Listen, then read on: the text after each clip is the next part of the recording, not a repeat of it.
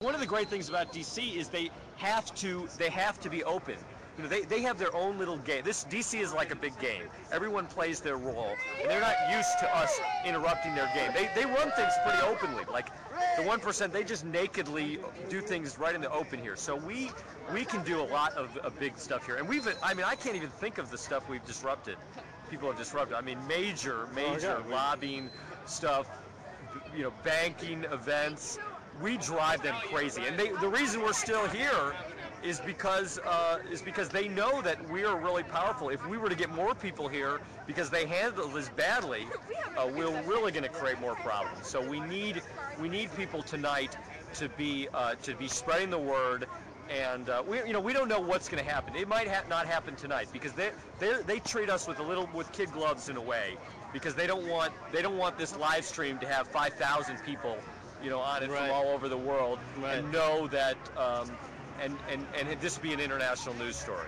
Right. So they want to do. They created this noon They created this noon deadline, and they might wait a few days. So even if we get through tonight, or even if we need people constantly, putting the pressure on them, and constantly just coming here and speaking, and that's what we're doing. This is free speech. This is what this whole country, what Washington, George Washington, right? Valley Forge. I know that there's the Revolutionary War has some issues, but this country was founded on people who gave their lives for speech, for their beliefs, and suffered as a result of it. And they slept out in the winter to do that. So if they can't, if we can't do, we can't, this country is lost. I mean, the values that they fought for, do we see any of that? That's the solidarity that they fought for, the freedoms that they fought for, the First Amendment freedoms, the Fourth Amendment, search and seizure. Right. Look at this NDAA. I mean, we're just tearing our Constitution up. Nobody even pretends about it. One at a just time. one at a time. Yeah. And when are we going to take a stand? Seriously, when are we going to defend the values of this country? We don't need. We can do this in an American way. America's done a lot of bad things, but they own all the symbols. They own they own the White House, and they have this street, K Street here is where they bought this whole city. So we don't have the institutions. We have to create our own speech in the city. We have to take our own monuments and make our own monuments. We have to stand and retake and occupy DC, occupy the District of Columbia, Washington, Washington D.C. Right. So does anyone have any questions? I mean, I haven't had many chances to talk. How long you been here for? I have to confess, I don't stay here every night. That's fine. That's fine. I come here when I can. There shouldn't be something you should have to feel that it's a confession. I don't. I live here. Yeah. I feel guilty. That I'm staying here tonight. I've been here a few nights. I've slept here a few nights. But tonight I'm going to be here. I'm going to watch what they do. If they interfere with our First Amendment rights, I'm going to be here, and we're going to tell you guys all what's going on. Right. But I've been involved. I mean, this movement I've been following from the first day. I mean, I heard about the Adbusters thing. I heard about Occupy Wall Street, and this is the best thing that has happened to this country in, I don't know, decades. Agreed. I mean, nobody has stood up for, the people have not stood up for themselves with the living standards going down and down, the Wall Street, with the Wall Street bailouts, extracting the wealth from this country and investing everything, all of our savings into these schemes, and then just the thing explodes and the taxpayer pays for it. We have suffered so much in this country.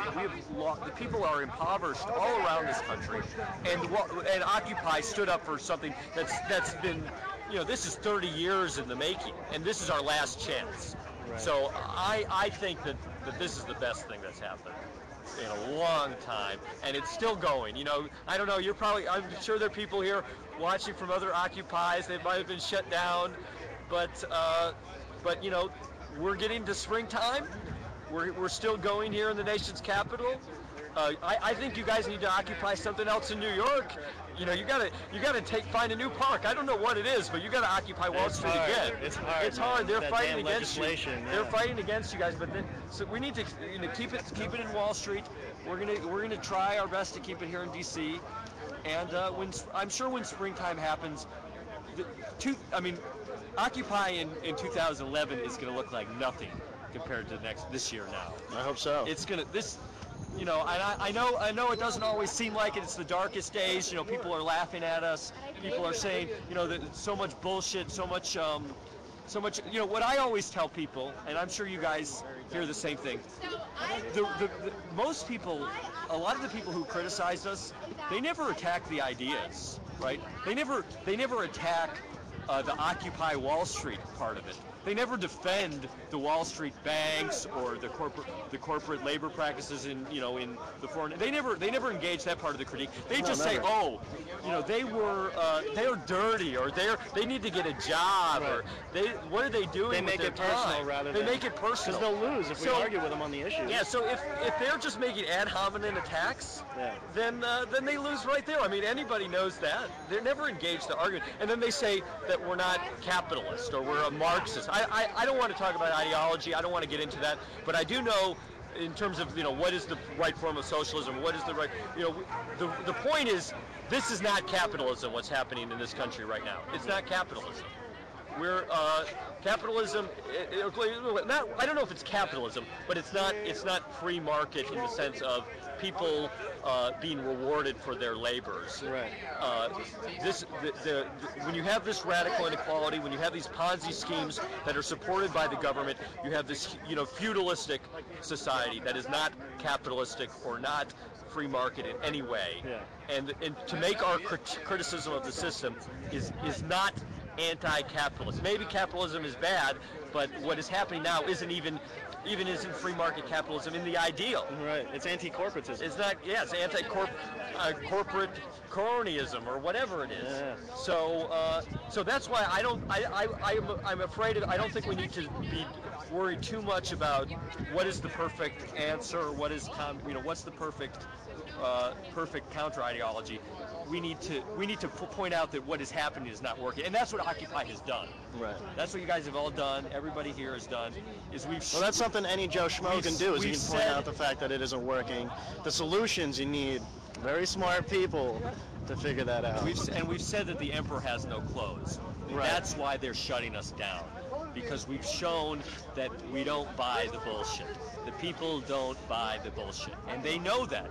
And you know, this is what happened in 2008 with the banking crisis. It was clear that the system wasn't working. They couldn't even bullshit and turn that piece of shit into a diamond like they do everything else. They couldn't even defend that. They just said, well, we fucked up, and we're gonna just bail them out, and they're gonna get their bonuses, and we're not gonna break up the banks. Right. And so at that point, this Occupy became inevitable. They went too far. They went too far, and now nobody buys it.